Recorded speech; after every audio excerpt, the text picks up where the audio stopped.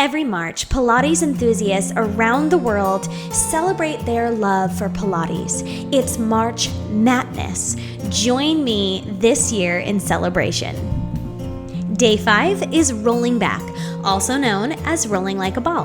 This one is a fun little exercise that's a nice spine massage, but it's still an exercise, still using your core.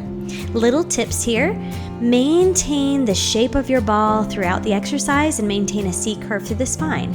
Inhale on the way back and exhale on the way forward, keeping those toes hovering off the mat and balancing at the top.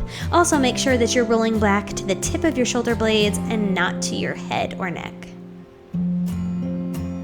And while I was rolling around today, I was doing little fun variations of extending the legs straight and bending back in. There is no variation on the springboard or the spine corrector today, so I just wanted to add in a little something fun. Have fun and roll with it, my friends.